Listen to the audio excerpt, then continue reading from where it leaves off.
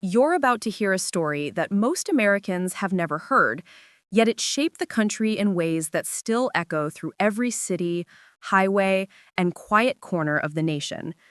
It begins not in a battlefield, nor in the halls of Congress, but in a tiny wooden house on the edge of a frozen Massachusetts forest, where a strange sound, part whisper, part warning, rose through the night of February 21, 1787. The people living there could not have imagined that the noise outside their door would trigger a chain of events that would force the United States to rewrite its identity, redefine its power, and rethink whether the brand new republic could survive at all. The winter of 1787 was brutal. Snow stacked against the walls of homes like white barricades, and the new country was drowning in debts left over from the Revolutionary War. Farmers, who had fought for independence just years earlier, returned home only to face taxes higher than anything the British had ever demanded. Many of these men had risked their lives for freedom, and now their lands were being seized, their homes auctioned, and some were even thrown into debtor's prison. Among them was Daniel Shays, a former Continental Army captain.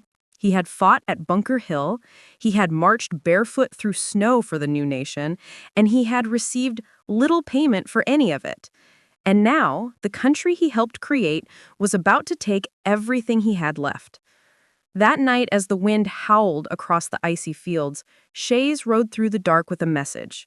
If the new government wouldn't listen, the people would force it to. By dawn, dozens of riders had carried the word across rural Massachusetts, lighting a fuse that would grow into Shays Rebellion, an uprising that the young United States was absolutely not prepared to face. Many Americans today don't realize how close the United States came to collapsing during those months, but the truth is that the rebellion shook the nation so deeply that leaders like George Washington believed the spirit of the revolution was dissolving. The rebellion grew quickly. Hundreds of farmers gathered, armed mostly with muskets from their days in the war. They didn't want to overthrow the government. They wanted the government to stop crushing them. They marched to courthouses across Massachusetts, blocking judges from issuing orders to seize farms. They believed that if the law was being used unfairly, then it didn't deserve to operate. To many wealthy leaders in Boston, these men looked like a new form of tyranny. Memories of the British king were still fresh, and the fear that chaos could destroy the fragile nation was even fresher. By January 1787, the rebels, known as the Regulators, planned something far bolder. They would seize a federal weapons arsenal in Springfield. Governor Baudouin raised a militia, funded not by the government, but by wealthy merchants terrified that rebellion in the countryside could spread to the cities. Meanwhile, Shays and nearly 1,000 men trudged through deep snow toward the armory, believing that once they armed themselves, they could force real change. But the militia reached the armory first. As Shays' men approached, cannons roared across the frozen ground. The blast shattered the icy silence and threw splinters of frozen earth into the air. 4 rebels died instantly, others fled in confusion. Most of these men had fought bravely during the Revolution, but this time they were facing Americans, fellow citizens, who were shooting at them. What happened next is almost unbelievable. The rebellion did not end because the militias crushed every rebel. It ended because the rebels were tired of fighting the very government they had helped create. Yet, the shockwave of the rebellion rolled across the states. Newspapers across the nation printed terrifying editorials predicting that the American Revolution had failed. The Articles of Confederation, the first U.S. government, was too weak to stop uprisings, enforce laws, or pay debts. Congress had little power, no money, and no ability to help the states cooperate. What good was independence if the country could not govern itself?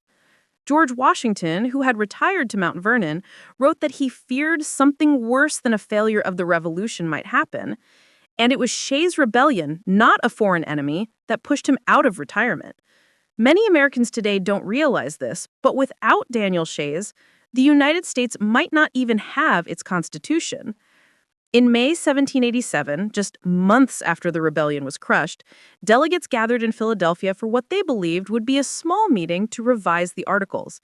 But the rebellion had terrified the leaders so much that they came to a bold decision. The entire system must be rebuilt from the ground up.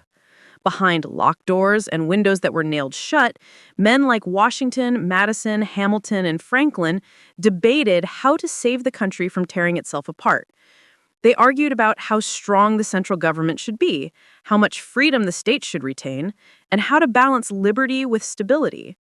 Every one of those arguments was shaped by the fear that another rebellion could erupt if they failed.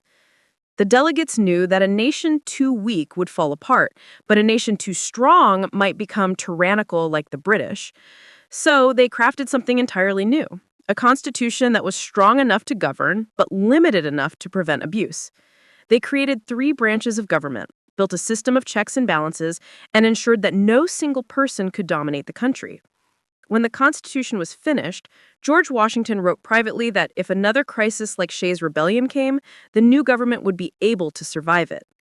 But perhaps the most astonishing part of the story came years later, when people expected Daniel Shays to be remembered as a traitor. Instead, many Americans began to see him as a symbol of resistance against injustice. He was eventually pardoned by the state. He lived quietly as a farmer again. The man whose failed rebellion somehow helped create the strongest governing document in American history. And here's the final twist that most people today have no idea about. When Shays died in 1825, no one realized he had changed the nation. His grave remained unmarked for a century, hidden in a simple field in upstate New York. Only long after his death did historians uncover the truth that a poor farmer, worn down by war and poverty, had unknowingly pushed the United States toward the Constitution that defines its freedom today. If not for the anger of thousands of struggling Americans, the fear of collapse in the winter of 1787, and the courage, however misguided, of Daniel Shays, the United States might not have remained a weak, fractured collection of states. Instead, the rebellion forced the nation to rethink itself, rewrite its laws, and evolve into a country capable of surviving storms far greater than winter winds in Massachusetts. History remembers presidents, generals, and founding fathers, but sometimes the story of a nation changes because of ordinary people marching through snow with nothing but hope and desperation. The United States as we know it exists partly because of a rebellion that most Americans have never heard of, yet it shaped every freedom, every law, and every promise the nation stands on today.